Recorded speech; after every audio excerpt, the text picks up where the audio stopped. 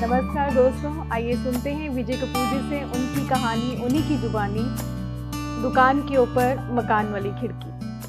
पेश है मेरी कहानी, दुकान के ऊपर मकान वाली खिड़की। कोतवाली बाजार तो कई शहरों में है। अब हर शहर में पहाड़ तो है नहीं कि केवल चढ़े और उतरे बाजार। नहीं, सेंसेक्स की बात नहीं है। शेरों के अलावा बहुत कुछ है जो बिकता है बाजारों में।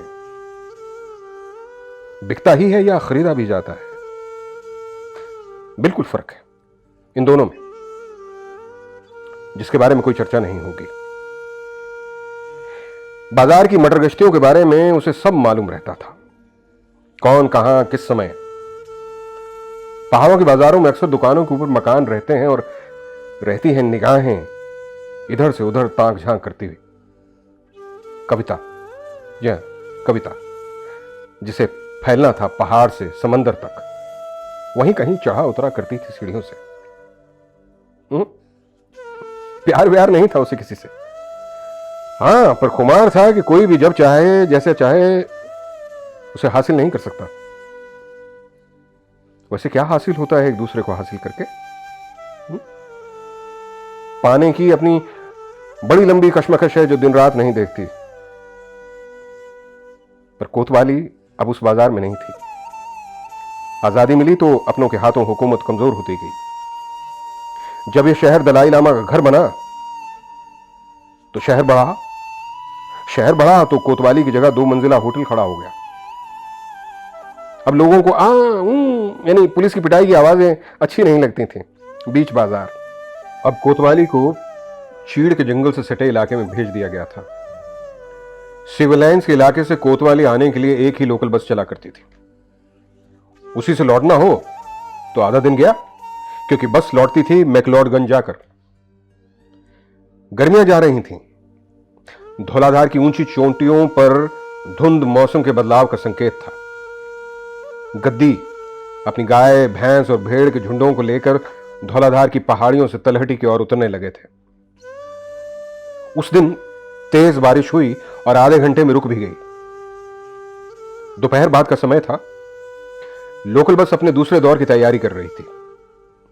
अभी प्रोटैगनिस्ट, हीरो, अभी घर से बाहर निकला तो मां ने आवाज लगा दी, कहां चल दिया? 2 दिन के लिए आता है और घर में टिककर बैठ नहीं सकता? फिर भी अभी आया कहकर पैदल ही चल दिया। अब डीसी ऑफिस के पास पहुंचा तो पीछे से आकर लोकल बस रुकी। बस में चढ़ गया इस ख्याल से कि जल्दी लौट आएगा। अब 4 किलोमीटर की चढ़ाई में बस न जाने कितनी बार रुकी होगी। अब चीलगाड़ी की मोड़ से कोतवाली बाजार कुछ ज्यादा दूर नहीं था, फिर भी बहुत समय लगा। बाजार आधा ही लांघी थी बस के रुकने से पहले फिर रुक गई। सीधे हाथ की तरफ इलेक्ट्रॉनिक्स की दुकान के ऊपर घर की खिड़की पर हवा से खिड़की का पल्ला जो पलटा तो बेहद खूबसूरत एहसास अभी की आंखों के सामने से गुजर गया। अचानक बस चल पड़ी।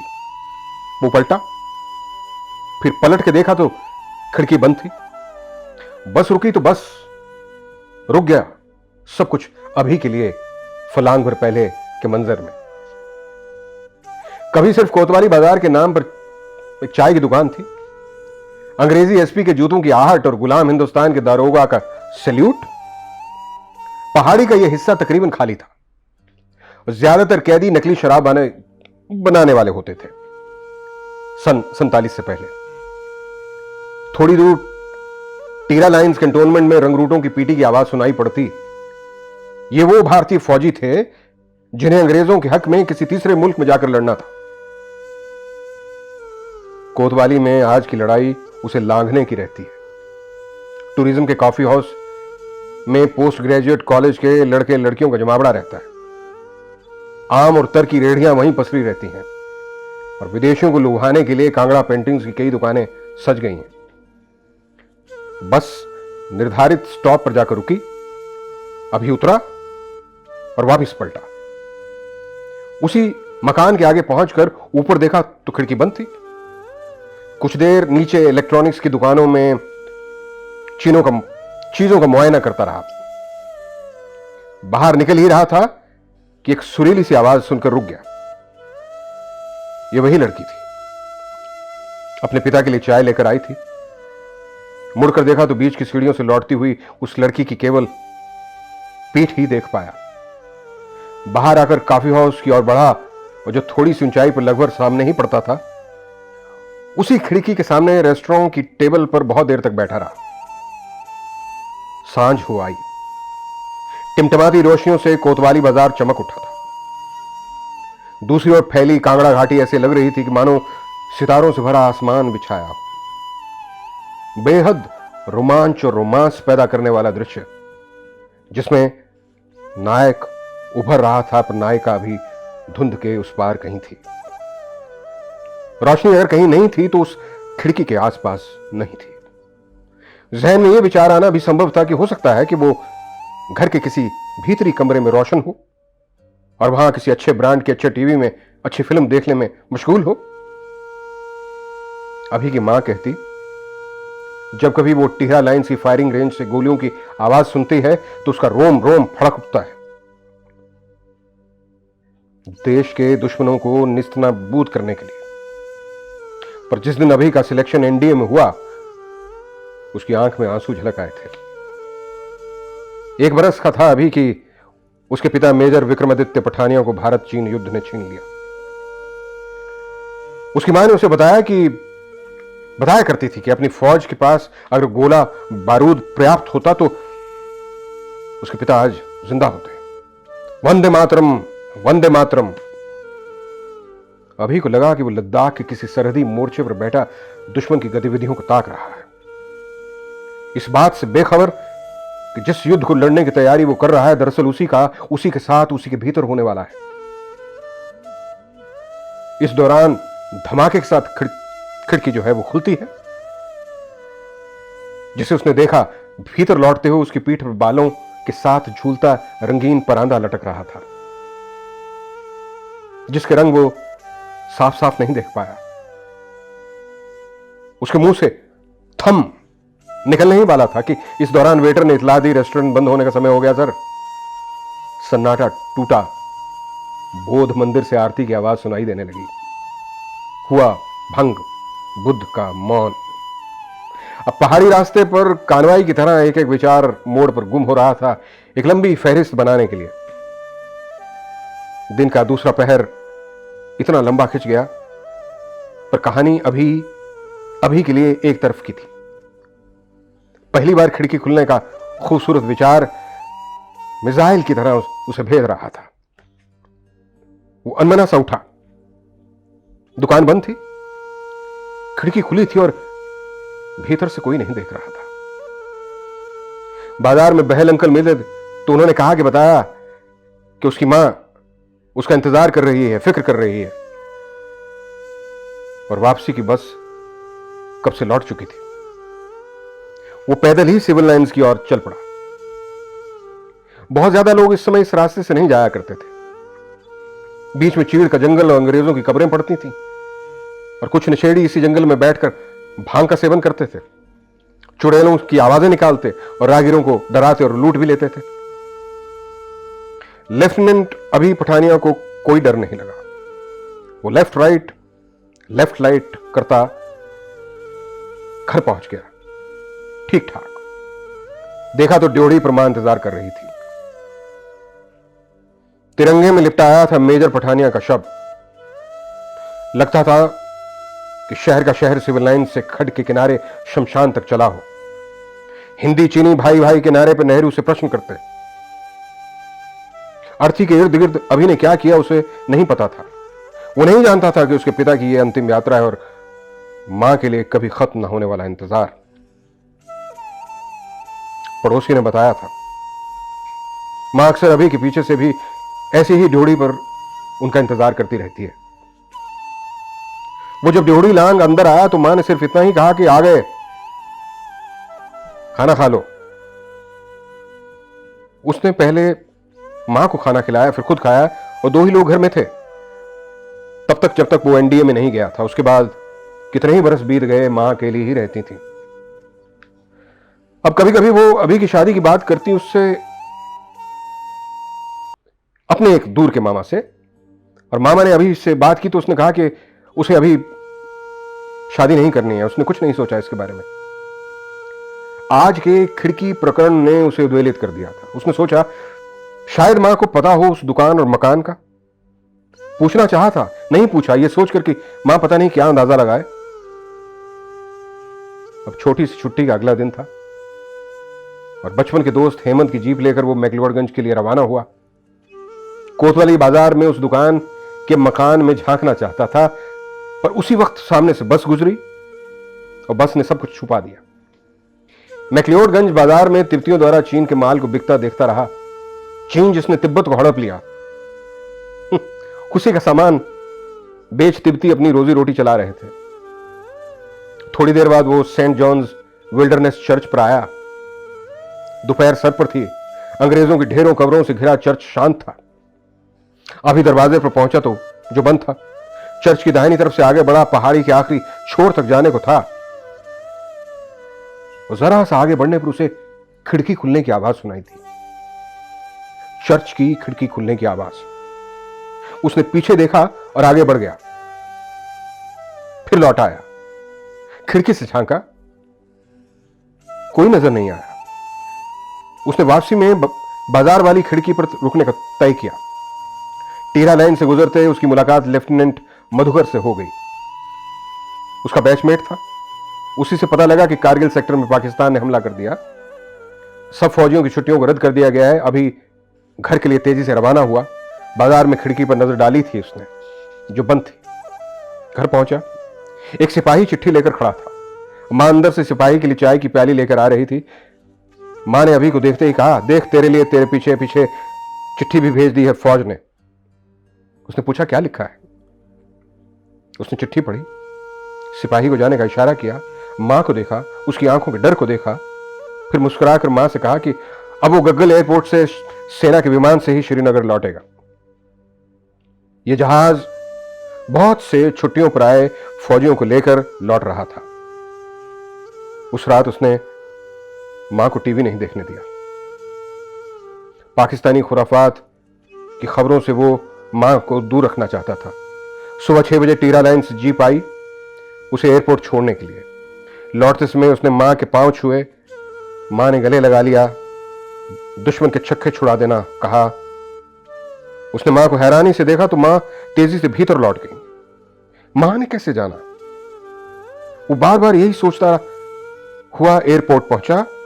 जहाज में सवार हो श्रीनगर के लिए रवाना हो गया। खिड़की वाली सीट थी जिसे खोले बिना वो देख सकता था बादलों को स्वयं से नीचे उड़ते हुए। इस बार खिड़की के भीतर वो था जिसे आसमान ताक रहा था। ऊपर से दिखते पहाड़ी कस्बों की सब खिड़कियां उसे उसी बाजार वाली खिड़की से दिख रही थी। शीशे की चमक में परांदों के कई रंग उभर आते। सोचने लगा, अगली छुट्टी आऊंगा तो मां के साथ के लिए। वाक्य पूरा नहीं हुआ था। मौसम यकायक खराब होने की वजह से जहाज डगमगाने लगा। पायलट की तरफ से जरूरी घोषणा हुई। सबने फिर से पेटियां बांध ली थी। खिड़की बंद कर दी गई। घंटे की उड़ान के बाद जहाज श्रीनगर जा लगा। सिविल एयरपोर्ट फौजी अड्डे में बदल चुका था। लेफ्टिनेंट अभी पठानिया के लिए हिदायत मिली वो रिसेप्शन पर जाकर कोर के डेस्क पर रिपोर्ट करे। एयरपोर्ट से घर फोन किया पर मां ने उठाया नहीं। रिपोर्ट करने के बाद खबर दी गई कि कारगिल में 14,000 फुट की ऊंचाई से 1,000 पाकिस्तानी घुसपैठियों ने लेह लद्दाख से श्रीनगर को जोड़ने वाले राष्ट्रीय राजमार्ग पर निशाना साध रखा है। इनमें से बहुत से अफगानी तालिबान थे। इन्हें पाकिस्तानी आर्मी कवर दे रही थी। जो कुछ भी घट रहा था वो इंटेलिजेंस की चूक का नतीजा था। अभी अपने ट्रूप्स के साथ लेह के लिए रवाना हुआ।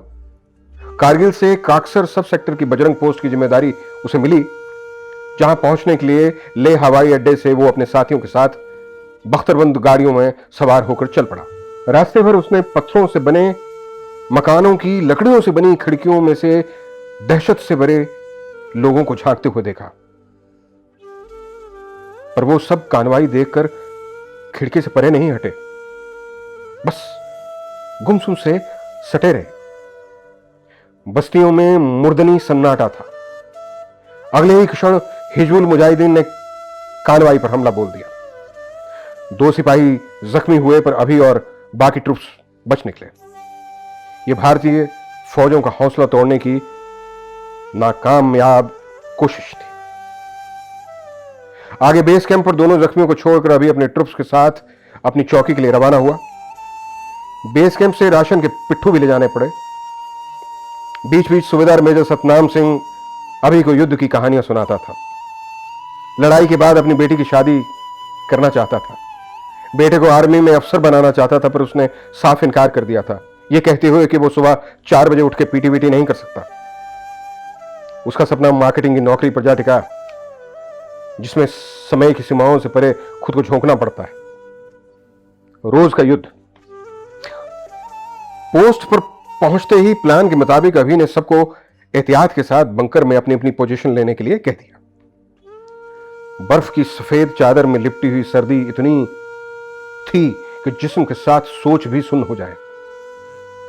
पूरी यूनिट का इतनी ऊंचाई पर यह पहला कदम था। बंकर की 3 तरफ से रेत के बोरों के बीच खिड़कियां खुलती थी, एहतियात और जवाबी कार्रवाई के लिए। वो रात सभी के लिए जगने की रात थी। सुबह तक पोस्ट के आसपास कुछ भी ऐसा नहीं हुआ कि जवाबी कार्रवाई की आवश्यकता पड़ती।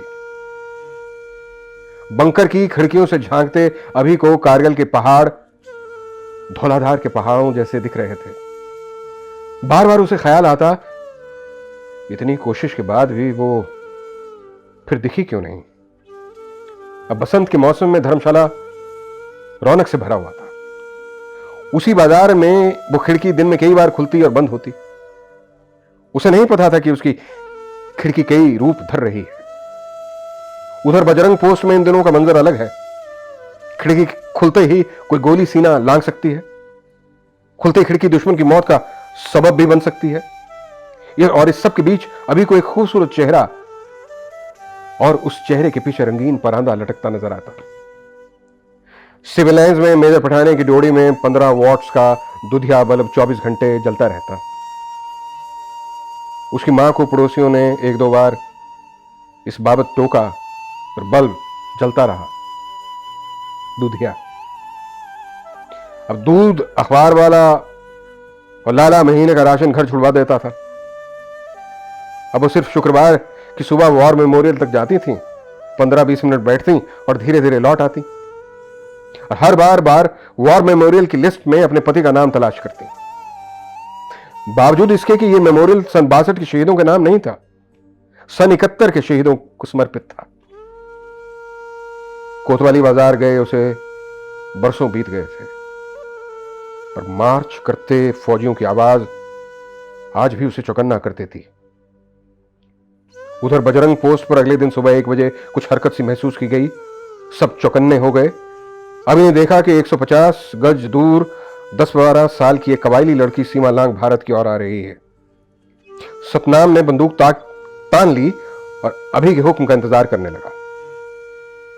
सतनाम ने ललकारा। लड़की के मुंह से अब्बू निकला और वो वापस मुड़कर भाग गई।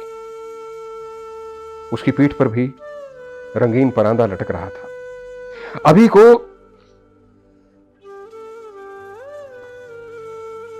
इलाके की गश्त करनी थी और उसने सबको भी अलग अलग जगह पे गश्त करने के लिए हुक्म दिया। मौसम ने अचानक करवट ली। बर्फ के फाहे बिखर कर जमने लगे बर्फ पर। अभी ने कवर लेकर दूरबीन से जब दुश्मन की पोस्ट का जायजा लिया तो उसे समझते देर नहीं लगी कि कोई बड़ी घटना घटने वाली है। पाकिस्तानी बंकर के पास सफेदपोश हथियारबंद लोगों का झुंड ओट में खड़ा किसी कमांडर की बात सुन रहा था। सबको होशियार रहने का हुक्म दिया गया। उधर धर्मशाला के डिग्री कॉलेज में देवानंद को समर्पित स्प्रिंग फेस्टिवल का आयोजन चल रहा था।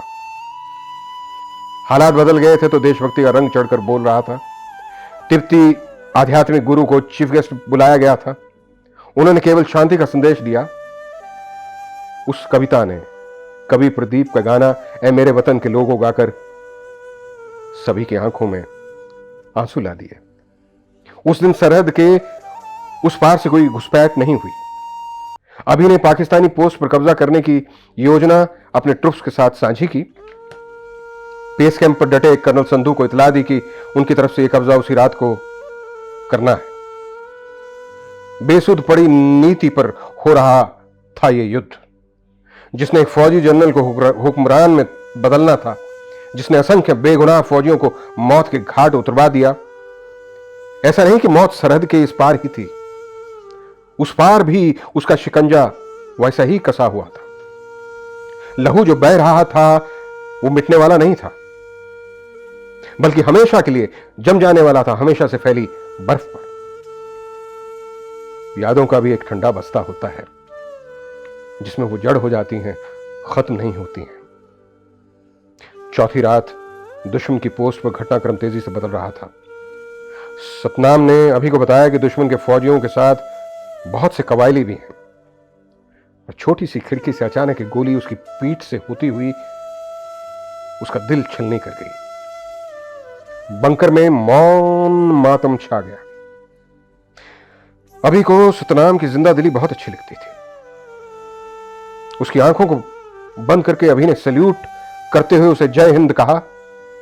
सुंदरम, कुलश्रेष्ठ, रविंदर और बाकी सब भी बहुत दुखी थे, पर और भी सतर्क हो गए थे। अभी ने बदले की कार्रवाई से रोका और सही समय का इंतजार करने के लिए कहा। मौसम खराब होने से मैक्लोडगंज तक बर्फबारी शुरू हो चुकी थी। इन दिनों ऐसा होता नहीं था। कारगिल की जंग को लेकर अखबारें भरी पड़ी थी। सियासी गहमागहमी एक दूसरे पर दोषारोपण कर रही थी। रोज नए ताबूत बन रहे थे और उन्हें लपेटने के लिए नए तिरंगे। आम आदमी इस बार की लड़ाई को अंतिम लड़ाई चाहता था। उस रात की सुबह का पहला पहर था। नक्शा सामने रख अभी ने सबको अपनी अपनी पोजीशन संभालने की हिदायत दी। एक एक करके सभी अपनी अपनी निर्धारित जगह पर जाने लगे। कोई जंगल या झाड़ियां नहीं थी। बड़ी एहतियात से फावड़े के सहारे रास्ता बनाते तीन तरफ से आगे बढ़ने लगे। अचानक दुश्मन के खेमे में हड़कंप मच गया था। बंकर की हर खिड़की से गोलियां बरसने लगी। सुंदरम के कवर से अभी बंकर के उस कोने की ओर बढ़ा जहां कोई नहीं था। अब किसकी मौत पर कौन गाएगा विजय गीत, यह देखना बाकी था। बरसों से फौजी अफसरों की भर्ती में कमी आ रही थी। जवान पढ़े लिखे दूसरी नौकरियों के लिए आकर्षित हो रहे थे। इस लड़ाई ने ऐसा जज्बा भरा कि हर कोई फौज में भर्ती होने की बात कर रहा था। क्या यह युद्ध की मनों पर जीत थी या कुछ और? यादों के झुरमुट में लटके रहते हैं उन्हीं के प्रेत। कोई भी घटना यादों में तब्दील होने लगती है जब वो बार बार दस्तक देने लगे। शुरुआती दौर बहुत जल्द बहुत कुछ पा लेना चाहता है। इसकी छूहन में संगीत बजता है और आहट में नृत्य, और इसी तालमेल की गड़बड़ी भयावह रूप भी ले लेती है। अगले ही पल सुंदरम का कवर हट गया। उसी के साथ ना जाने कौन सी गन का फायर था, उसके परखच्चे उड़ गए। खून के छींटे अभी की छाती तक चले आए थे। ना कुछ नहीं बचा था उसका जो समेटा जा सके। अभी संभला ही था कि उसकी पीठ पर AK-47 ने दस्तक दी। पलटवार करना चाहा तो पाकिस्तानी सिपाही ने कहा, और लाले की जान अब गई। उसने मजबूर किया कि अभी उसकी गन छोड़ दे। अब देश की आबरू के लिए युद्ध था, सो जैसा किसी योद्धा को करना था वैसा ही अभी ने भी किया। पलक छपकते ही पलटवार में उसने हट्टे कट्टे पाकिस्तानी जवान का गला घोंटकर उसे सुला दिया। निर्भीक बंकर में दाखिल हुआ। बस 3.5 मिनट गोलियां चली। जीत की दिवाली सी। दुश्मन के सभी अफसर जवान ढेर थे और उसी ढेर के सबसे ऊपर अभी ने अगले 2 मिनट मां को याद किया। दुश्मन के बंकर की खिड़की में से उसने उसी लड़की को लौटते हुए देखा जिसकी पीठ पर रंग बिरंगा परांदा लटक रहा था। इस बार उसके रंग धूमिल हो गए थे। उसने जोर लगाकर कहा, थम।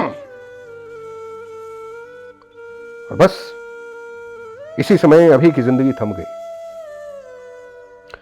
उसके साथियों ने मातम के साथ जीत के जश्न में तिरंगा लहराया।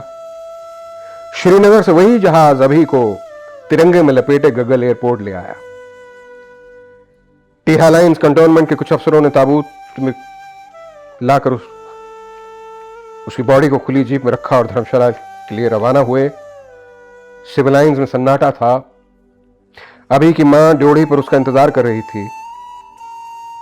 उसे जीप से उतार ड्योढ़ी के अंदर लाया गया तो मां ने उसे सैल्यूट किया और वो रोई नहीं। बेटे को बेडरूम में ले गई उसके पिता की तस्वीर के सामने और कहा, मेजर पठानिया, लो आ गया तुम्हारा बेटा तुम्हारे पास। बस इसके बाद आंसुओं की बाढ़ थी जिसने धर्मशाला को डुबो दिया। टीरा लाइंस के शमशान घाट में अभी को राष्ट्रीय सम्मान के साथ विदाई का फैसला लिया गया सेना और सरकार द्वारा। सिविल लाइंस और कोतवाली बाजार तक सन्नाटे का हजूम था। तिरंगे से लिपटा अभी जब इलेक्ट्रॉनिक्स की दुकान के पास से गुजर रहा था तो दुकान के ऊपर मकान वाली खिड़की खुली थी और वो लड़की जिसका चेहरा साफ साफ दिख रहा था फूलों से अभी को श्रद्धांजलि दे रही थी। बहुत धन्यवाद।